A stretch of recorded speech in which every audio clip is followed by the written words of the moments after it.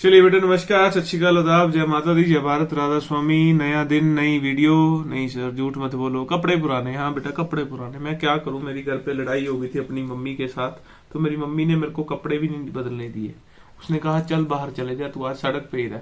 सड़क से सीधा मैं अपने ऑफिस या अपने स्टूडियो आ गया जहाँ पे वीडियो रिकॉर्ड करते हैं। बस अब रिकॉर्ड करके फिर जाऊंगा, फिर देखूंगा। अगर आज मेरे को कपड़े मेरी मम्मी ने दे दिए तो कल चेंज होंगे। अगर मेरी अगली वीडियो में कपड़े ना चेंज हुए तो मतलब मेरी अभी तक मम्मी से लड़ाई चल रही है। ठीक है जी। चलिए बेटा, मम्मी के आगे कोई नहीं टिक सकता। ठीक है, वो आपको भी पता है। और एक बार उन्होंने जो बोल दिया, पंजाबी में बोलते हैं 7 वचन, वही काम हो जाता है। चलिए जी, चैप्टर स्टार्ट करेंगे, शॉर्ट रन इक्विलिब्रियम आउटपुट। अच्छा, AD and its component chapter में हमने क्या किया, पता करा भी डिमांड क्या होती है, देश की सप्लाई क्या होती है, और प्रोपेंसिटी, इनकम कैसे वर्क करती है, कंजप्शन कैसे वर्क करती है, सेविंग कैसे वर्क करती है ना, मतलब बेसिक्स। अब क्या है, अब हमारा अगला टॉपिक है जी इक्विलिब्रियम, शॉर्ट रन का इक्विलिब्रियम। अच्छा, इक्विलिब्रियम क्या होता है? Equilibrium is a state of equality, मैं बोलूंगा। कंज्यूमर इक्विलिब्रियम पढ़ते थे, जहां पे सेटिस्फेक्शन जितनी हमें चाहिए होती है उतनी मिलती है। प्रोड्यूसर इक्विलिब्रियम था, M R is equal to M C, यानी कि प्रॉफिट ज्यादा होना। ऐसे ही देश का इक्विलिब्रियम कब होगा? हमारे पूरा देश, हमारी इकोनॉमी कब इक्विलिब्रियम पे आएगी? क्या मैं बोल सकता हूँ जब देश में जितना भी सामान बन रहा है वो सब बिक जाएगा तो देश का इक्विलिब्रियम हो जाएगा, है ना। कुछ चीज फालतू बची नहीं पड़ी हुई, या मैं बोल दूं किसी की डिमांड अनफुलफिल्ड नहीं रह रही, है ना। तो उसी को हम बोलेंगे जी short run equilibrium of the economy. ठीक है जी। पढ़ेंगे डिटर्मिनेशन ऑफ इक्विलिब्रियम। कहते हैं according to JB Keynes, an economy is said to be in an equilibrium when AD is equal to AS, या फिर ये जो ब्रेकअप दिखाया हुआ है S is equal to I. यानी कि बड़ी सरल सी बात है, दो अप्रोचेज है। एक है जी एडीएस अप्रोच, एडी के कंपोनेंट्स आगे सी प्लस आई, एस के कंपोनेंट्स आगे जी सी प्लस एस। सी कैंसिल करेंगे, दूसरी अप्रोच आगे जी एस एंड आई। यानी दो अप्रोचेस पढ़ने वाले हैं आज हम।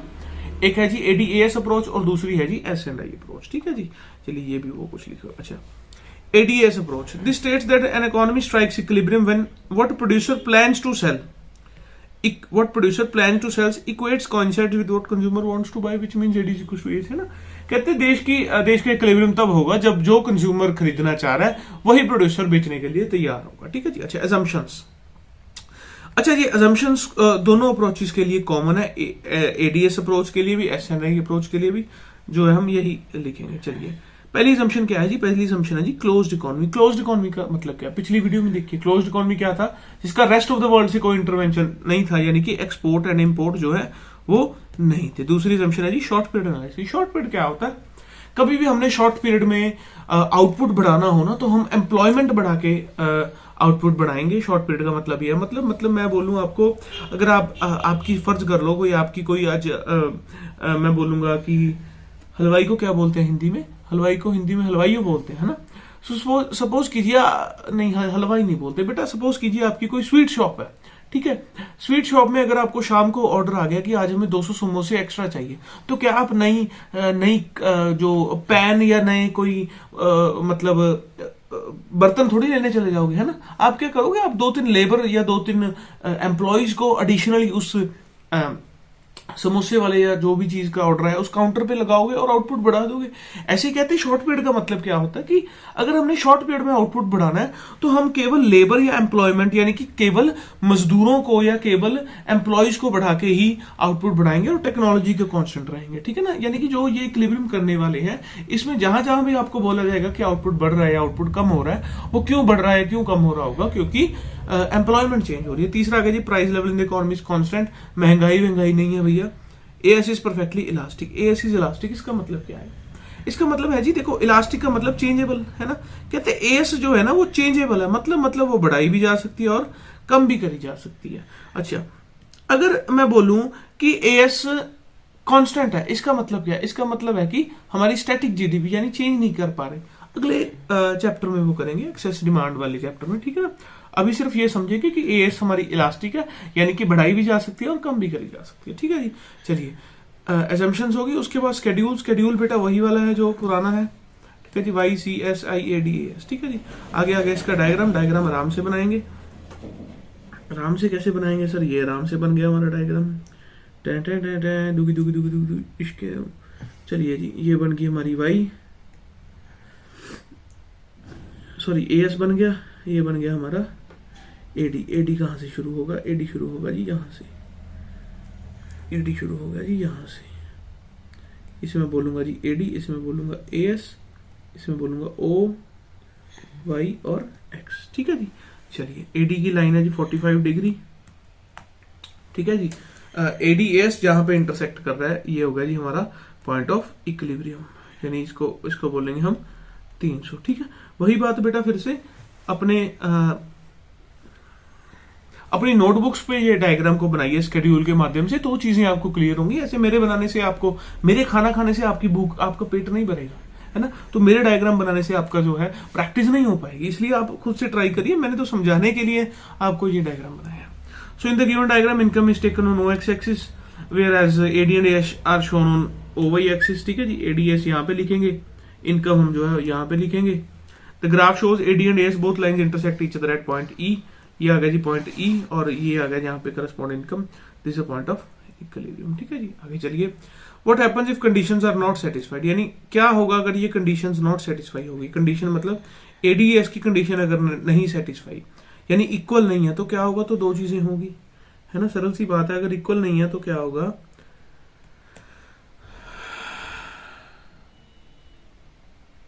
तो या तो होगा बेटा AD बड़ा या होगा AS बड़ा। ठीक है जी। पहले देखेंगे हम। ठीक है जी। जब इक्वल नहीं है तो क्या होगा? तो दो सिचुएशंस हो सकती है ना, या AD बड़ा या AS बड़ा। पहले देखेंगे हम जब AS बड़ा है। AS बड़ा मतलब सप्लाई बड़ा, सप्लाई बड़ा मतलब सप्लाई ज्यादा देश में। सपोज कीजिए ये जो है, ये है चीजें, ये देश में चीजें हैं, इनकी सप्लाई है ज्यादा। अब इनको खरीदने वाले जो बंदे या बंदियां हैं वो है कम। अच्छा अब बताइए क्या होगा? अब इसका प्राइस नहीं कम होगा, है ना। बाजार में कोई चीज बेचने वाले मल्टीपल होते हैं और खरीदने वाले लिमिटेड होते हैं, तो क्या करते हैं? प्राइस कम हो जाता है। शाम को जाके मार्केट में देखा करो, सब्जी वाली मार्केट में जोर जोर से आवाजें लगेंगी, 10 रुपए किलो, 8 रुपए किलो, 2 रुपए किलो, है ना। तो वो क्या है? वो सप्लायर बहुत ज्यादा है और शाम को खरीदने वाले कम है। तो इसलिए क्या होता है? इसलिए प्राइस गिर जाता है। यही बात हमारे देश में होती है सभी गुड्स एंड सर्विसेज के कॉन्टेक्स्ट में।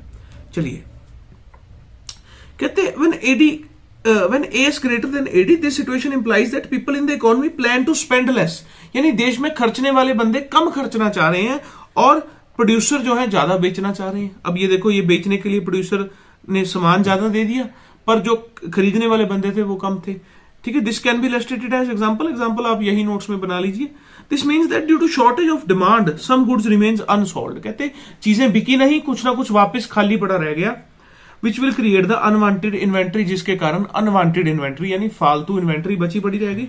Therefore the producer will plan lesser production next year which will clear out the unwanted stock. यानी कि आगे क्या होगा? आगे प्रोड्यूसर जो है अगले साल कम प्लान करेगा, कम प्रोड्यूस करेगा, तो जाके ये जो इन्वेंट्री है बिकेगी, है ना। एग्जांपल लेंगे, सपोज कीजिए जैकेट्स हैं, जो अगर इस साल जैकेट्स नहीं बिकती है ना, सपोज कीजिए ये जो गुड्स हैं ये जैकेट्स हैं, ठीक है। अगर इस साल सारी जैकेट्स नहीं बिकेंगी तो क्या होगा? अगले साल प्रोड्यूसर कम जैकेट्स बनाएगा, है ना। कम जैकेट्स बनाएगा तो क्या होगा? जो फालतू स्टॉक बचा पड़ा हुआ है वो क्लियर हो जाएगा और जो है डिमांड और सप्लाई इक्वेट कर जाएंगे, इक्विलिब्रियम आ जाएगा। ठीक है ना। सो टॉपिक में एक और चीज थी सेल्फ एडजस्टिंग मैकेनिज्म। अगर आपको पेपर में सेल्फ एडजस्टिंग मैकेनिज्म या हाउ इज इक्विलिब्रियम रीस्टोर पूछा गया तो आपने ये लाइन एडिशनली लिखनी है कि अगले साल जो है प्रोड्यूसर कम बनाएगा, जिसके कारण क्या होगा? जिसके कारण इक्वेट हो जाएंगी चीजें। ठीक है जी। अच्छा आगे आ गई, what happens if AD greater than AS। अब डिमांड ज्यादा है, खरीदने वाले ज्यादा हैं, चीजें कम है। खरीदने वाले आ गए जी 1 2 3 4, 1 2 3 4 5। अब खरीदने वाले आ गए जी 5 बंदे खरीदने वाले हैं, लेकिन चीजें हैं 3। अब क्या होगा? अब ये आपस में लड़ेंगे सर, है ना। लड़ेंगे नहीं बेटा, इकोनॉमिक्स में आओ। अच्छा इकोनॉमिक्स में क्या होगा? इकोनॉमिक्स में प्राइस बढ़ जाएगा, है ना। दो तीन चीजें हैं बिकने वाली, खरीदने वाले 5 बंदे हैं। जब जैसे कोरोना की वैक्सीन के समय में हुआ था, क्योंकि उसकी सप्लाई लिमिटेड थी लेकिन डिमांड ज्यादा थी, उसकी प्राइस लाखों में भी, वो सुनने में आया था कि एक डोज लाखों में बिक रही है ना। सो यही बात होगा कि जब अगर डिमांड ज्यादा हो जाती है और सप्लाई कम होती है तो प्राइस हमेशा राइज हो जाता है ना। ये देखिए, this situation implies that consumer in the economy is ready to spend more than what producer plans to produce, है ना। यानी कि इससे क्या होगा? इससे इससे ये पता लगता है कि देश में रहने वाला कंज्यूमर जो है वो ज्यादा खर्चने के लिए तैयार है, लेकिन प्रोड्यूसर उतना बनाने के लिए नहीं तैयार। ठीक है जी। This means that due to shortage of stock some people are not able to get the goods, कुछ बंदों को सामान नहीं मिलेगा, है ना। This leads to unfulfilled demand, उनकी बेचारे की डिमांड पूरी नहीं हो जाएगी। एंड इसके लिए क्या होगा, इसके लिए जो प्रोड्यूसर है अगले साल ज्यादा प्रोडक्शन कर देगा। ठीक है जी। This will overcome the deficiency and ultimate, यानी कि इस साल अगर उन्हें सामान नहीं मिला, अगले साल प्रोडक्शन ज्यादा कर दी जाएगी, जिसके कारण एडी और एएस इक्वेट हो जाएंगे, एडी और एएस बराबर हो जाएंगे। ठीक है। सो हमने क्या करा, हमने डेफिनेशन करा, असम्पशंस करी, शेड्यूल करा, डायग्राम करा, कंडीशंस नॉट सेटिस्फाइड या ग्रेटर देन लेसर देन करा। ठीक है जी। चलिए आगे आएंगे हम दूसरी अप्रोच, यानी कि सेविंग एंड इन्वेस्टमेंट अप्रोच, जिसे हम बोलेंगे S&I अप्रोच। ठीक है जी। वही सारी कुछ डेरिवेशंस लिखी हुई हैं, वही इक्वेशंस असम्पशन सेम है, वही शेड्यूल सेम है, डिफरेंट है जी हमारा डायग्राम भी क्या है, डायग्राम बड़ा सिंपल सा बनेगा, डायग्राम बनेगा जी, ठीक है,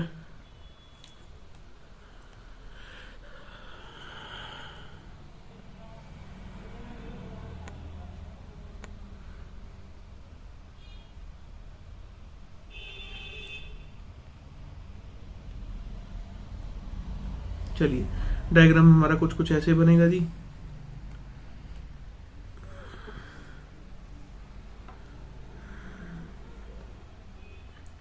ये होगी जी हमारी S लाइन, ये होगी हमारी I लाइन। ठीक है जी। यहाँ पे हम लिखेंगे S&I, यहाँ पे आ जाएगी जी हमारी इनकम। अब देखिए SQ की नेगेटिव है -50, है ना, ये आ गया जी 0। ठीक है ना। सो S की लाइन जो है यहाँ से निकलेगी, और इक्विलिब्रियम जो है, इक्विलिब्रियम है जी पॉइंट ये वाला, जहाँ पे S&I आपस में इक्वेट कर रहे हैं। मैं इसको यहाँ पे इक्विलिब्रियम लिख दूंगा। ठीक है ना। आपका डायग्राम कुछ ऐसा बनेगा। ठीक है ना। सो बनाना फिर से आपने ही है, मेरे बनाने से कुछ नहीं होगा, वही बात रिपीटेड। सो इसमें क्या था, इसमें definition same, assumption same, schedule same, diagram का डिफरेंस है। डायग्राम में भी क्या है, शेड्यूल से देख के एक लाइन आपको S की खींचनी है और एक I की खींचनी है, जिससे आपका ये भी काम हो जाएगा। ठीक है जी। चलिए सो आगे इसका आ गया जी self adjusting mechanism. Self adjusting mechanism में क्या है, कहते कब अगर कंडीशंस नहीं satisfied, what if S greater than I, या फिर what if I greater than S। ठीक है। तो क्या होगा, अच्छा बड़ी सिंपल सी बात है, ज्यादा ज्ञान नहीं जानेंगे इसमें, एक सिंपल सा लॉजिक बताइए। जब सेविंग ज्यादा है इन्वेस्टमेंट से, ध्यान से सुनिए, जब सेविंग ज्यादा है डिमांड कम होगी कि ज्यादा? हाँ जी कैमरामैन जी बताइए, जब सेविंग ज्यादा है, सीरियसली बताइए, सेविंग ज्यादा है डिमांड कम होगी कि ज्यादा? कम होगी, है ना। शर्म करके बोल रहा है वो बेचारा, कहीं मेरे तो पढ़ना पड़ जाएगा भी गलत नहीं बोला, बिल्कुल सही बोला यार, जितना ज्यादा बचाऊंगा उतना कम ही खाऊंगा। सो अगर सेविंग ज्यादा होगी तो मैं कह दूंगा एडी कम है एएस से, है ना। अच्छा तो दूसरा क्वेश्चन, अगर सेविंग कम है इन्वेस्टमेंट से तो एडी ज्यादा होगी। बस आपको क्या करना है, आपको एडी ग्रेटर देन एएस वाली एक्सप्लेनेशन इसमें लिख देनी है, और AD greater than AD lesser than AS वाली एक्सप्लेनेशन उसमें लिख देनी है, यानी ये जो पीछे हम करके आए हैं सारा कुछ। ठीक है जी। और एएस ग्रेटर देन एडी वाली explanation S greater than I में लिख देनी है। ठीक है ना। सो ये चीजें हैं, चीजों को लिंक करके याद करो, कुछ नहीं है। देखो कितना चैप्टर है, अभी 10-15 मिनट की वीडियो हुई है और ऑलमोस्ट 70-75% चैप्टर आपका फिनिश हो गया। ठीक है ना। चीजों को लिंक करके पढ़ेंगे अच्छा रहेगा, और नहीं तो जो है जितने मर्जी बुक्स बना लो, जितने मर्जी नोट्स बना लो, कोई फायदा नहीं। ठीक है जी।